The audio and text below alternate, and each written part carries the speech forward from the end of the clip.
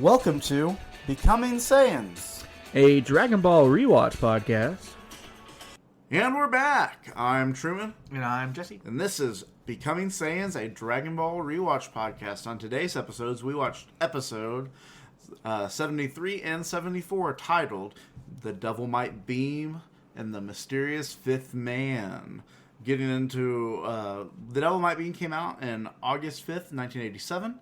And the American air date was November 20th, 2002.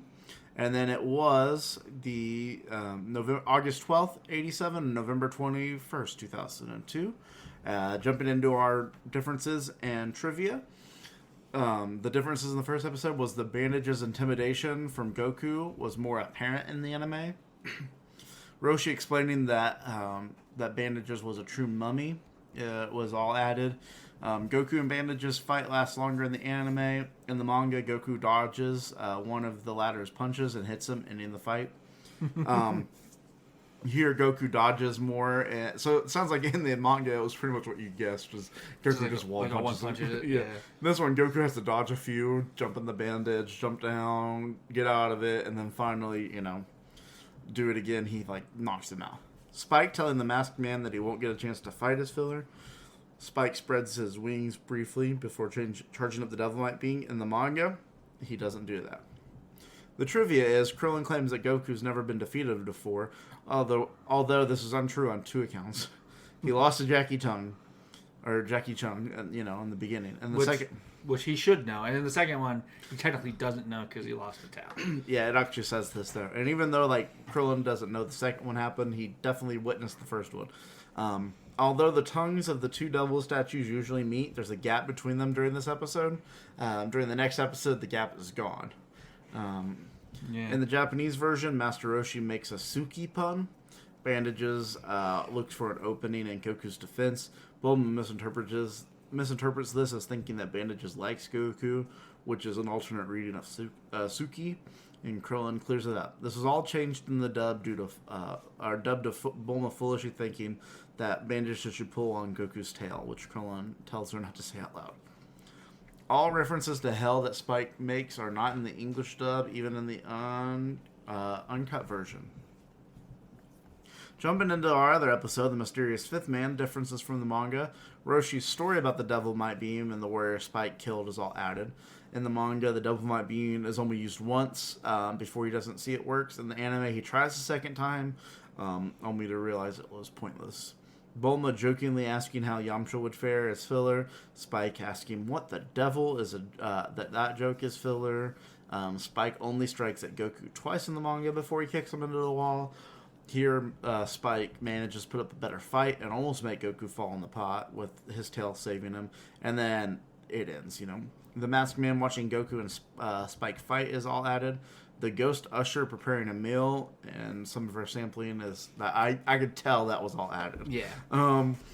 Trivia: the Great Warrior is not directly referenced in the Japanese version. There, Roshi only talks about the Devil Might Beam's effect with the warrior in the flashback just being of an example. Spike's joke in the Japanese version, Akumata, which can translate to "What in the devil?" is changed to him joking that Goku is going to get hurt in a sing-song voice.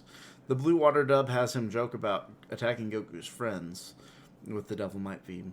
In the Funimation dub, when Spike knocks Goku off the tongue bridge towards Ba, her scream is provided by Lori Steele, which is Krillin's performer, instead of Linda Young. Steele had previously done Baba's voice for her appearance in the Cell Game Saga, which we kind of already knew about. So yeah, they mentioned it. Yeah. And that's all the trivia and all of the differences. So, previously on Dragon Ball, it is Goku's time to fight, and he's taking on Bandages, which is a crazy name. We didn't mention it last episode, but we're going to mention it now. Crazy name. The names for all these characters are pretty funny. Yeah, and so then we have the Bandages fight, where Bandages is kind of, I'm just going to call him Mummy Guy. The Mummy Guy, he is very scared of Goku because Goku is showing perfect defense form, and so he doesn't know what to do. And then they get into a little bit of a fight, but Goku's kicking his butt, basically. And then he throws bandages onto him, like his wrapping onto him, and tries to squeeze the life out of him before Goku jumps down into the pit, basically, and loosens the bandages enough to where he can come out and one punch Mummy Guy. Yep. Mummy Guy goes down. Next up is Spike, the devil, question mark? Devil Man person? Who has a signature move called the Delimite Beam, which brings out all bad energy. What will Goku do with this? Wait, Goku is a chicken nugget who has no bad energy at all, and he immediately shrugs it off and moves on, bringing us to our mysterious fifth man, which is somebody who knows who it could be. He's a very, very distinguished, very different fighter. To what we've been seeing previously. Very respectful man with angel halo over top of his head. Who smells nice. Who could possibly understand who he is. Who calms Goku. And the only two people who he seems recognizable to is Goku and Roshi, who we're just beating around. We're beating around the bush. We know. And that's what you missed on Dragon Ball. Jesse, go for it. Pretty fun episodes. I enjoyed them. Again, we're at a point in time where it's gonna be hard for an episode to suck to me. Yeah. When there's it's mainly just having like a fighting arc. So obviously, I stated last episode, I'll state it again. Love these types of episodes. I live for them. Not to say would you die for? No. Oh, dang it! I would not die for something so foolish. I was just being crappy to Jesse there. No, but it's one of those things where just like, this doesn't mean that I hate like other episodes, but like you want to like the fighting episodes. Everyone likes the fighting episodes. That's why you watch an anime like this, is to watch the fighting episodes. Yeah, if you're watching, what do they call these? The shonen. Like shonen kind of type anime. Yeah, you're showing up for fights. Like if the fight choreography and the animation on it isn't good, that's what tanks these shows. You know, it's why people are like hating the new season of One Punch Man is because the animation is just crap. Animation sucks. Yeah, it's like which depresses you show up me. to a fighting show and you're ready to watch people fight, and then the fight sucks. Like you're not gonna like the show anymore. Yeah, like, it depresses me because I love the first two seasons of One Punch Man. I am a sucker for the first two seasons of One Punch Man. I haven't had a chance to watch the new season because I don't have any way to, like, watch it on my own time. But also, I'm scared to watch it because I don't want to ruin my thoughts on One Punch Man. But that's a whole different ballgame. I was just bringing up that as an example of the opposite, where it's like if you're going to a fight show to watch fights, you hope the fights are good. If the fights aren't good, you're going to be like, well, time to find a new show that has fights. It's the reason why people fall in love with MMA if they watch one event versus another event. Because you might want to watch one event where it goes full rounds every fight, it's back to back, like judges' decision, and then you might watch one event where it's like, okay, every fight lasted 10 seconds because they get like 2 hit. Yeah, and it's like, well, those were not good fights. Yeah. Why would I care to watch this? I spent $200 to watch this. Why would it matter?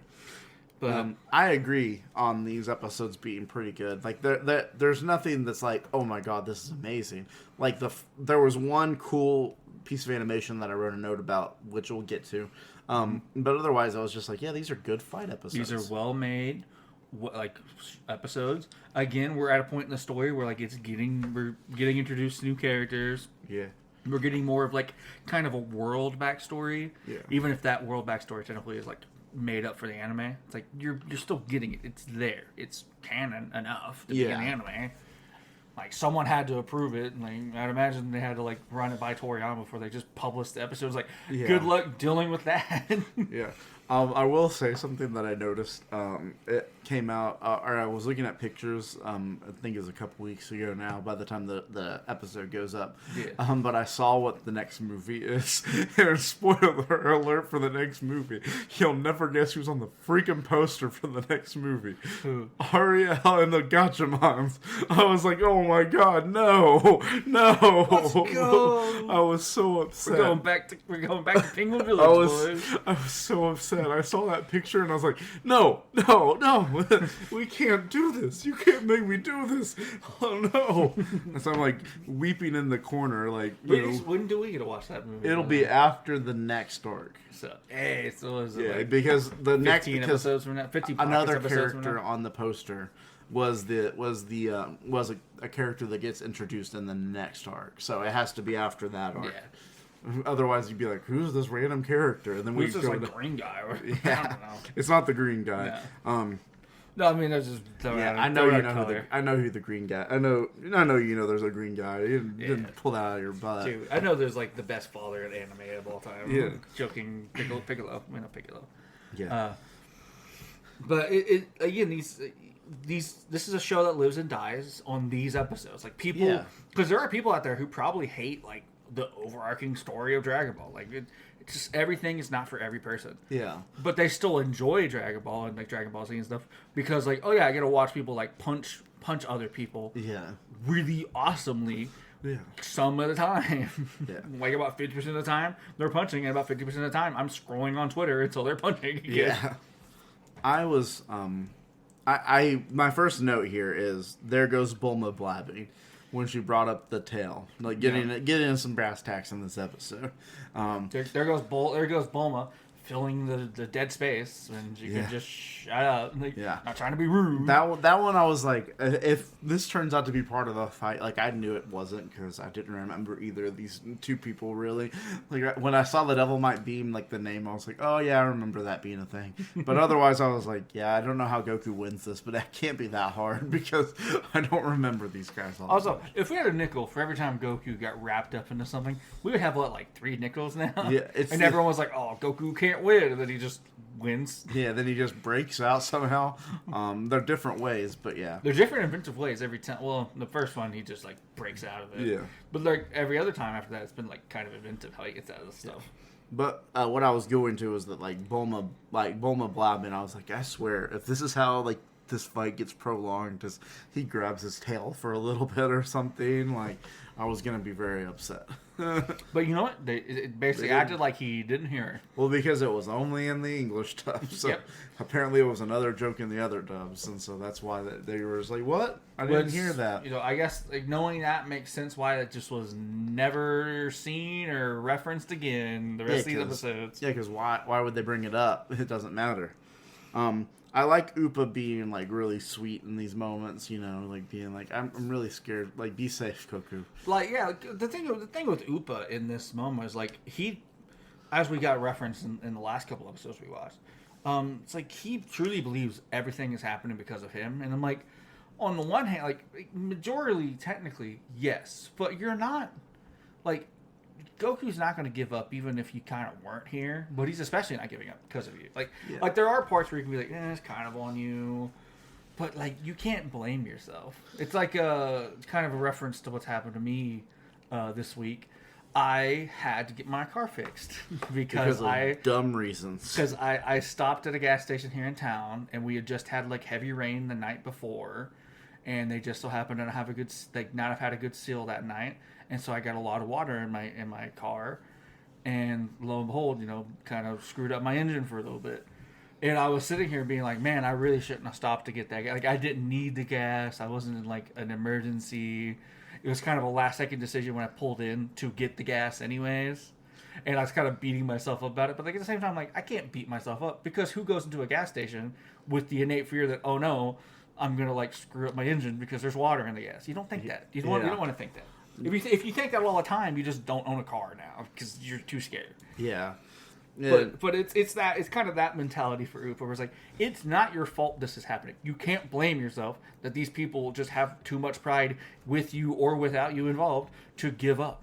In the long range of it, it's not your fault your dad died. Yeah. Because it almost feels like he's kind of blaming himself. And if we can read that in this, if this show was just a little bit newer, that would be part of it, of like the part of the guilt. Part of the guilt. It's not part of the guilt in him right now. It's at least not stated. Yeah. But it is it's like you can infer that that's part of the guilt, but they don't expressly state it. It would have been expressly stated if this was coming out in 2019, like because we'd have more understanding of how these things connect. We'd have more understanding of how these things connect. But also, I not trying to dog on modern day writers, but people write shows in the modern day with the understanding that people's media literacy is way dumber than in the 80s. Yeah. I hate to like insult people on a wide spectrum like that, but by and large. But by and large, the reasons why you complain about video games or like any media being written like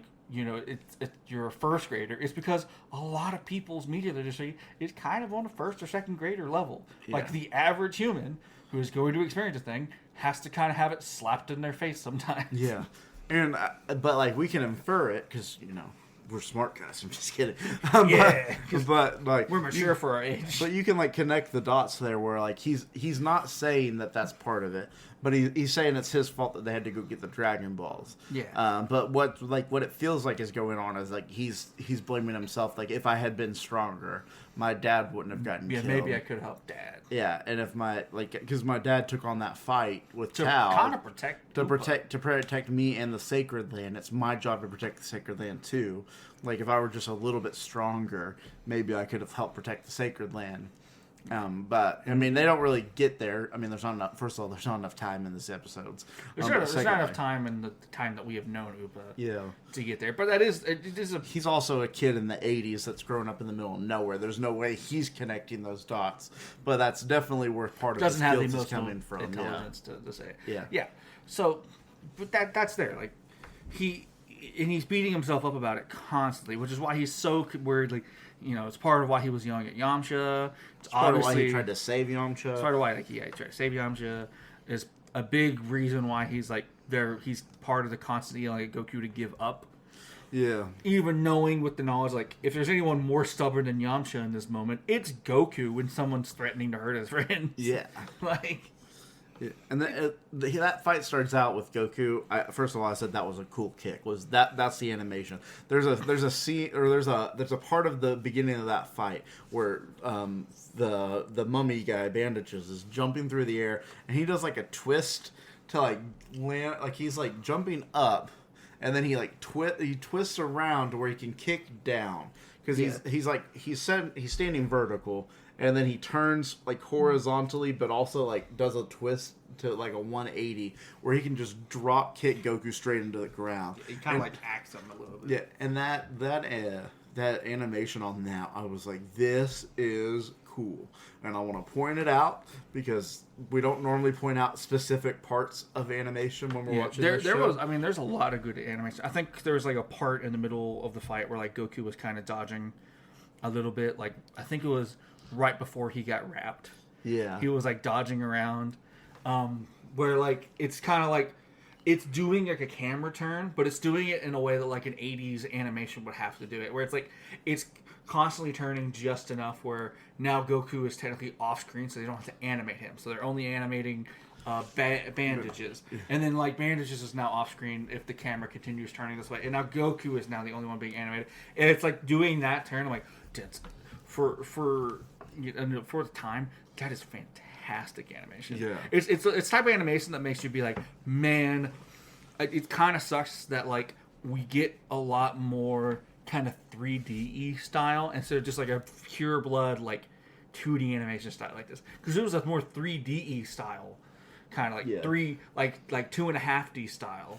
Yeah, you would probably have them both being animated at the same time, and it would be more obvious the type of techniques they're doing. Wide shot, and it would probably suffer for it because you're having to animate them both at the same time, which puts on the constraints of how much more detail you can put into each character.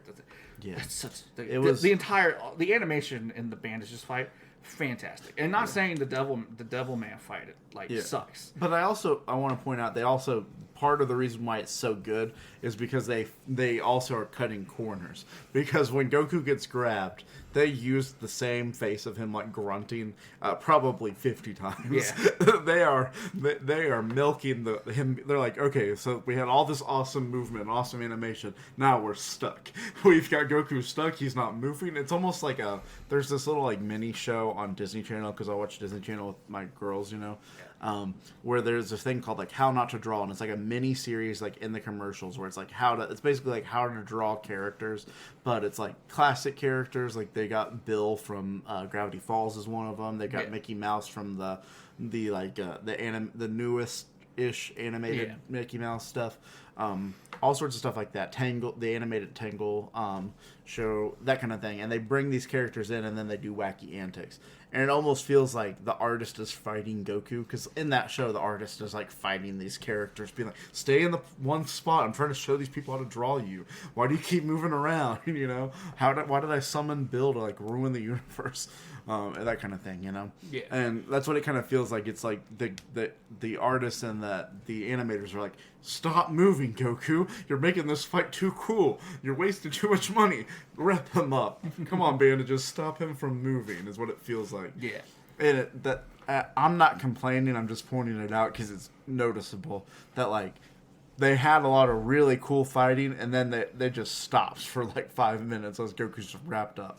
But that's a way like they can save that money. And then like with the knowledge that this was a one-punch fight, it makes sense why I think the rapping scene before Goku wins probably goes maybe a minute and a half too long. Yeah. Where they're all screaming and then Goku's not doing anything, and they're all screaming and Goku's now sweating, and they're all screaming and it just keeps flashing back and forth. I'm like, this could have been a little shorter. But another reason it's not is because we're saving next episode for basically all going to be, for the most part, focusing on the fifth fighter. Yeah. Like we had a little bit ending of the Spike or Devil Man, but like for the most part it was just setting up the fifth fighter. Yeah. And so with that, you're putting, and both of these two fights between Spike and Mummy Guy, neither one of them are like particularly difficult fights for Goku in the manga. From what they were saying, he basically just like knocks them both out pretty quickly. Well, in the manga, he just one punches Bash, which is what I was predicting to happen. Getting a little early into our predictions. Yeah, and then against Spike, like they say that he tries the Delimite Beam once, it doesn't work. Then he pulls out the Trident, and then the fight's over. You know? Yeah. Like Goku has to dodge a couple of times and then kicks him through the ceiling. Like if you were to do that, that's like not even half of one episode. Like I'm giving them grace because it's justifiable, and it's also like they're kind of. Doing the extra animation allows them to flex their animation skills, which we have complimented so far in this episode. Yeah. And then they also, because of that, I'm not going to dock them for stretching a little bit. I'm just pointing it out so that people, like in case they were like, they always point out the filler and then they didn't point it out in this one. It's like, no, we're pointing it out. It's a thing. Yeah. We don't hate it in this one because I think it's deserved, because they obviously spent a lot of money on these fights in the spots where they animated and they went hard, you know? Yeah, and I'm not necessarily saying that I hated the man, like him getting wrapped up by Bandage and stuff. I am just pointing out, for me and that's personally. What I'm saying too. I don't hate it. I'm saying I give him a pass because normally something like that would be my worst part. It's not going to be my worst part in this one. Because it does allow them next episode to leave on the cliffhanger of who is the mysterious fifth fighter. Yeah, because if they didn't do that, we would have put the second part of the second episode into the second half of the first episode, and we'd learn out who the fighter was on the next episode. Yeah, like it would feel rushed. Where it's like it would also make sense pacing wise that like it took Yamcha a whole episode basically to lose to Bandages. Like if Goku shows up and just beats him that easily, it doesn't make it look like Goku. Like we obviously know Goku's above all of our main characters. It makes it feel like he didn't earn it in a way. Yeah, it also makes it feel like Yamcha's a bum. Yeah. And it's like we gotta wait till Z to show Yamcha being a bum. Yeah, but like he can't be a bum yet. He's got 200. He got like 100 more episodes before he can be a bum. But the thing is like Krillin got beat pretty fast. Yamcha, by the time when he did get beat, got beat really fast. You know, like we can obviously tell that Goku, like Roshi, even knows that like Goku's stronger than him at this point. But even like this, like the Bandage fight, and especially the Devilman fight, really gets Roshi to be like, oh, I don't think there's much I can teach this boy. Yeah. But like maybe like a little self-control or something. Like, I'm not making a whole lot. Yeah. Korin did most of the training. Yeah, Korin finished this for me. I gave him molded clay and he made a painting or made an art, a statue out of it. But yeah, I think part of it just meta reading is that like, yes, we know Goku's much stronger than most of our people. Yeah. But if he is leaps and bounds stronger already, there's like no chance that they're going to catch up to, like they're ever going to catch up to him. Yeah. And so they've got to make it a little bit tougher for Goku. Otherwise, it is just like, oh yeah, and Goku just automatically is stronger than everybody. And it's like, well then, like, what's the point in the next tournament saga? Because there's going to be one coming up eventually. Like, there's no way they don't do that again. But like, what's the point in Krillin and them showing up when they like know they're going to get beat?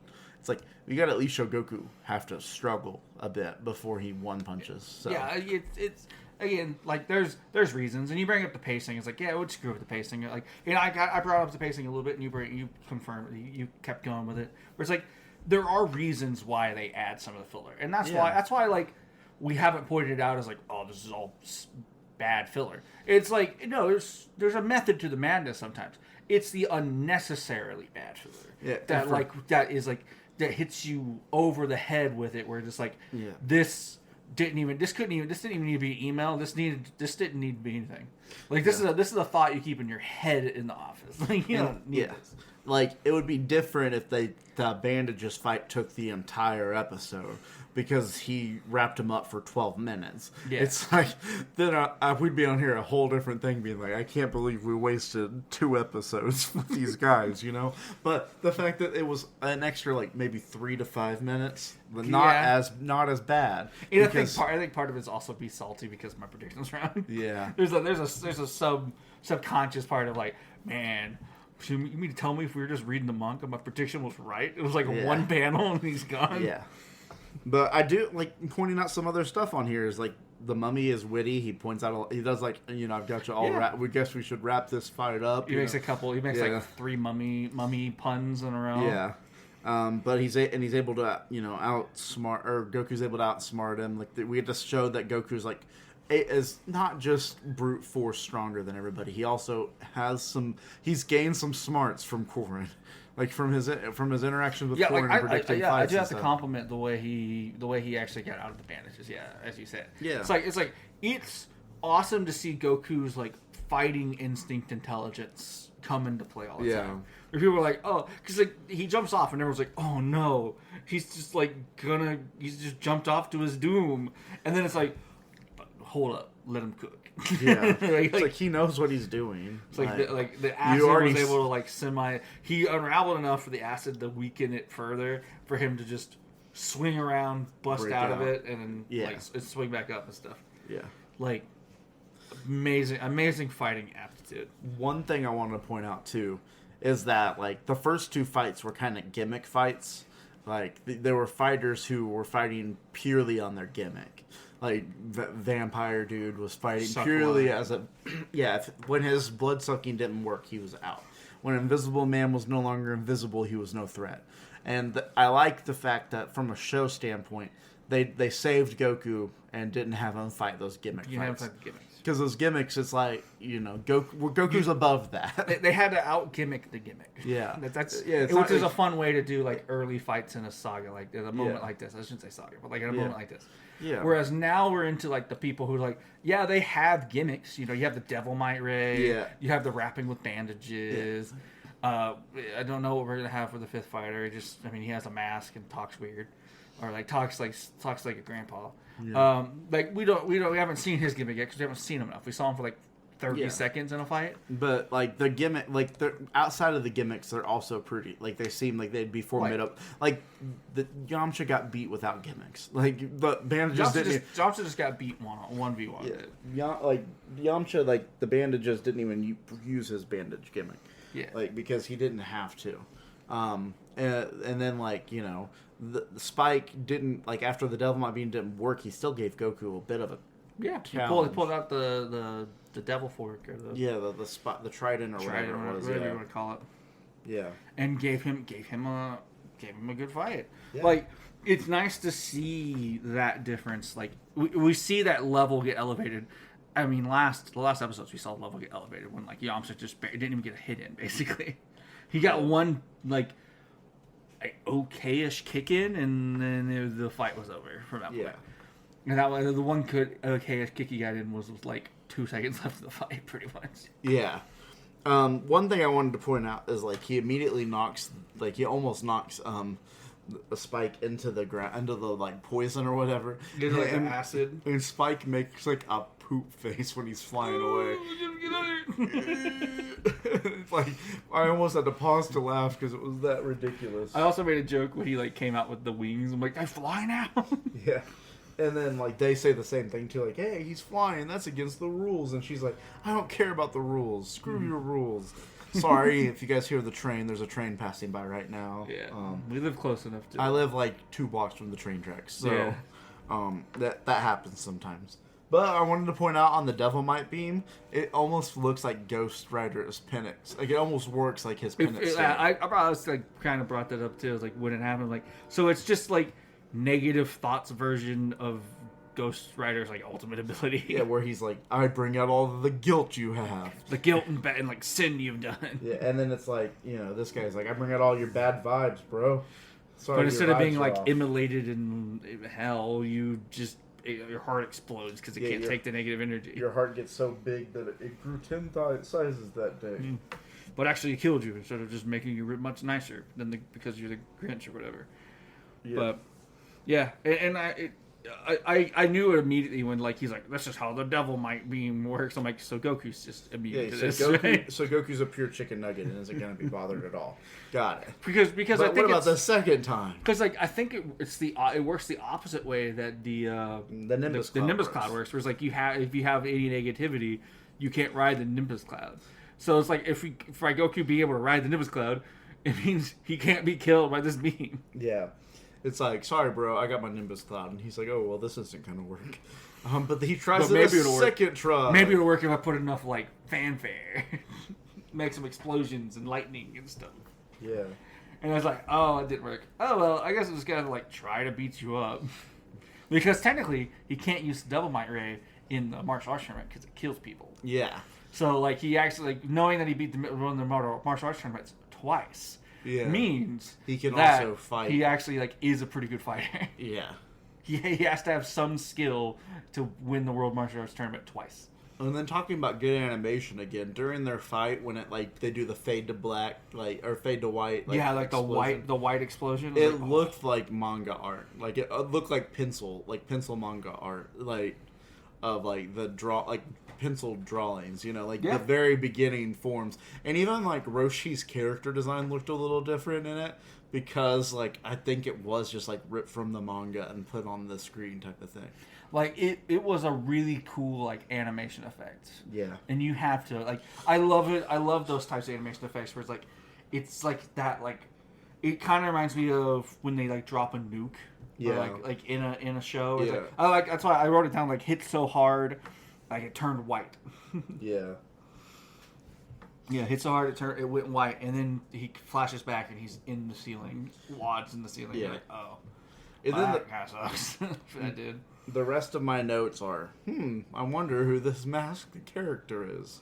Jesse, who do you think the fifth fighter is? Number 5 time, and he goes back outside, and then Goku makes a comment like he smells nice. He like calms me down. Yeah, his smell is really calming. And I'm like, huh. And then Roshi starts questioning, like, man, I really know this guy. This guy's really weird. Yeah, he seems familiar. He's been wearing a mask this entire time. And he's got, like, an angel halo. And I figured it out. Like, we confirmed off-screen. I was going to wait for the podcast. Jesse? And then we confirmed off-screen. It's Gohan. We're going to meet Grandpa Gohan for the next episode.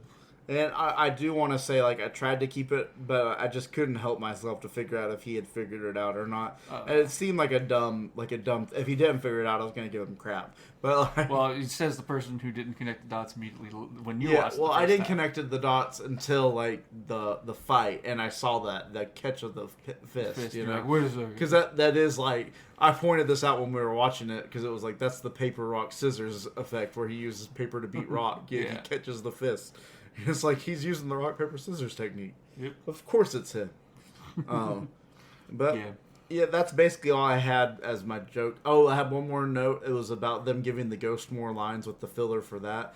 And it's like, I just feel like they like the person who did the voice for the ghost. So they're like, we got to give him more to do. I feel like they like the ghost as like a side character. And the ghost is a really fun side character. I will say, for like reference, I did guess it was Gohan before the snack time. Because I wrote it's Gohan and like exclamation point, maybe, I don't know.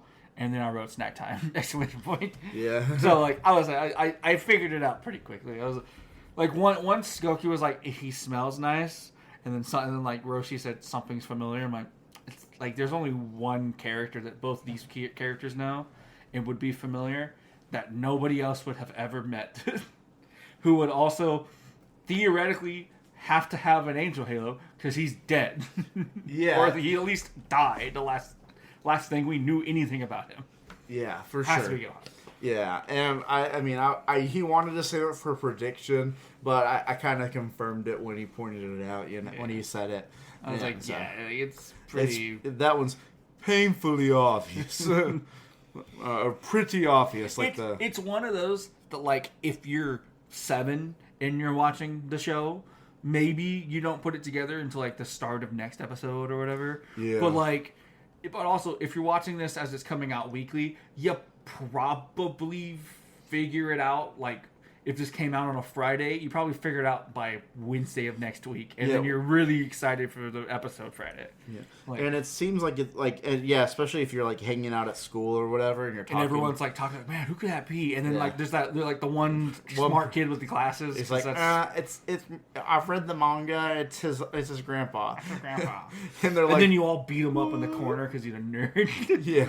Because it's nerds, like, you read manga. This is the I know 80s. That's like, it's probably might not have been like that over there in Japan, but that's how it was if you read comics over here, where you were watching you went to go watch Batman and like you didn't know anything, and there'd be the nerd that's like, actually they messed this and this up because I'm gonna let you in on a secret that I know about like Japanese culture. It kind of is like that. I wasn't sure. I was just throwing at least from my understanding. I'm not going to accuse anybody of being like that, but from my understanding, from like listening to people talk about anime and manga culture in Japan, it's kind of like Saturday morning cartoons for kids in elementary school over here. Okay. Like, it's kind of that effect. So it's kind of like that. Okay. All right. Well, I don't really have any other notes for this episode. Yeah, I mean, it kind of cuts. They were really good at, like, pretty much fades into, like, who's this fighter? Let's find out in the next episode of Dragon Ball. With this perilous fight between Goku and this mysterious man, who definitely no one has figured out by now. Yeah. So, Jesse, we're jumping into our predictions. Or by our predictions, I mean your predictions. Yeah, I don't think I did necessarily fantastically Goku? well. Goku beats the mummy really fast in one version of the show. Yeah, in the manga version of the story. Yeah, which doesn't count because that's what we're talking about. 73 and part of 74 are fighting the fourth guy. I mean, he does fight him in both parts because I had notes from both of them. Yeah, I mean, technically, yeah. I'll give you that one. He finishes the fight in the beginning, kind of like right after, I think, the mid-roll in the second episode. Yeah, it's a little after that because that's when Goku finishes off bandages in the mid-roll, and then the fight starts with him charging up his first Delimite beam. Yeah. Yeah, he beats bandages in episode 73, like right after the mid-roll. Yeah. And then from that point on, we go until like a little before / after the mid, like somewhere around the mid-roll in the next episode of him fighting Devil Man. Yeah. All right. And then your last one was that the fourth fighter was going to be Wolf or Creature from Black Lagoon. Fifth one is Wolfman. I think we can pretty much decide that neither one of those is true at this point. You know what? They really baked you into making that assumption. Yeah, I mean, it is true. So. If you know anything about like Universal monsters, which I mean, probably most kids in Japan probably wouldn't. Yeah, they'd be like, "Oh, cool design! Oh, cool design!" Especially in the '80s, I don't necessarily know how many people were renting out the Japanese dub of Frankenstein, or Dracula, like 1930s movie, like black and white American films back then. Yeah, and it was, it with what you had known going into it, it made sense for you to guess the next two because you already had 3 of them, and you already in the first episode we have more than half of the characters being Universal monsters. Yeah. But moving forward into the next 2 episodes, the names of the episodes are The Strong Ones and The True Colors of the Masked Man. So what do you think is going to happen? Sounds like we got a multi-episode fight about to happen on our hands. I think this fight's going to go on. I think it's going to be kind of similar to the Chun Goku fight in the tournament arc, but it's actually going to go to a majority of an episode and a half, 2 episodes. Yeah, That's what it sounds like. Possibly. It definitely sounds like it could for sure. Just because we just got the first 3 punches and then it cut away, and it's probably going to start with those first 3 punches again. Yeah. So I'm going to guess that it's going to be a nice, long, extended fight throughout the next 2 episodes. That could be really fun, for sure. So you think multi-episode fight? What do you think? Is there any other guesses you have or any predictions you have for the next little bit? I mean, I already know it's Gohan, so they can't really use that as a prediction, a guarantee win. I think the masked man might be Grandpa Gohan. Watch it not be. That'd be crazy. That would be insane. We've all been gaslighting you. You thought it was him. Even the internet's time. been gaslighting me because I Googled it. Yeah. Just because we were talking about if he has a pop figure. Yeah. And technically he does not. He has a couple other figures from different things, but not a pop figure. Yeah. At least from what we could find. Maybe, hey, if you know what he does, send us a link. Yeah. That'd be something good. But yeah, so you just want to guess it's a multi-episode fight? Do you Multi-episode not have anything fight. I'm gonna guess that Goku. I'm gonna say Goku wins. I'm gonna go out on a limb and say Goku beats him. Goku beats him. But he doesn't beat him to death. Well, yeah, obviously, we don't think he can't. If he's dead, we already had that set up with bandages. If they're dead, they can't be killed again. If you can just be banished or whatever. You got a third one? You want to throw a third prediction out there? Maybe about where the Dragon Ball is, because if Goku wins, then that means they're going to get told where the Dragon Ball is. What do you think it is? I'm not going to go with the Dragon Ball. I'm going to go Roshi has an epiphany mid-fight, but doesn't want to reveal it to Goku. Roshi figures it out before Goku? Before Goku he does. And obviously no one else knows who Gohan is, so it's obviously before everybody else figures it out. Yeah, Bulma knows about him, but doesn't know who he is or what he looks like or anything. All right, so those are your predictions. Going back through a multi-episode fight, Goku wins or beats him, and Roshi figures it out before Goku, who he is. So I guess going into worst part, what was your worst part, Jesse? There's not really a lot to say was bad in these episodes. The only thing I can think of is the midday snack time. That would be the one where it's the other ones I was like, yeah, this makes sense. You got to extend these fights a little bit longer because it sounds like Goku just whooped him easy. Yeah. I understand you got to add a couple of fights, but that one was now you're just padding for time so we don't start this fight too soon. It feels like Yeah. So I'm gonna give that one my worst part. I do like the ghost voice.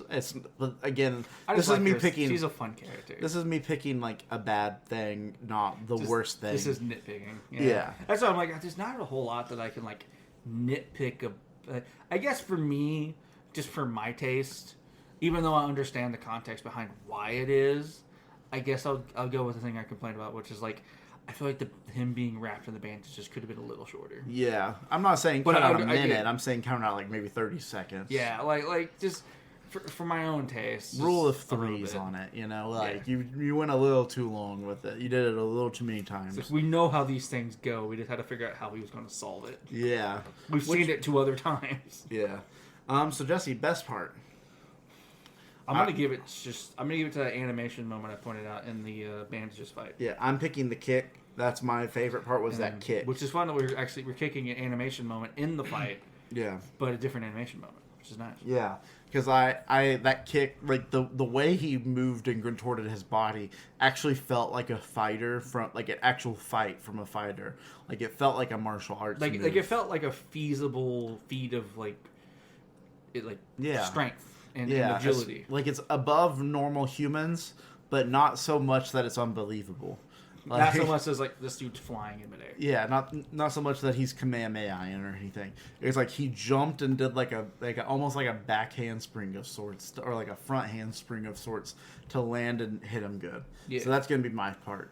And so with that, all we got to do now is say, thank you guys for listening. If you love us and you like us, you want to listen to more of us, download, subscribe, rate, review. We'd love a 5-star rating. If you don't want to do that, I understand. You can also reach out to us at becomingsaiyans@gmail.com. You can also, follow us on Twitter, on Instagram, and on TikTok at Becoming Saiyans Pod. You can also find our YouTube channel and subscribe there at Becoming Saiyans Pod. You can reach out to us on any of those platforms. We would be more than happy to listen. And as of 2 weeks ago, I've started posting on all those platforms again. I had taken a break because of the personal life stuff and holidays. Just kind of got a little overwhelmed, but I have started posting again. And so if you guys would see those, that'd be great. Boost us as much as you can. Tell your friends, tell your family, tell people you think would like it, about us. We're, still out here pushing it hard, trying to get through these and get out there to everybody. So, but until next week, I've been Truman. And I've been Jesse. And the journey continues. Bye!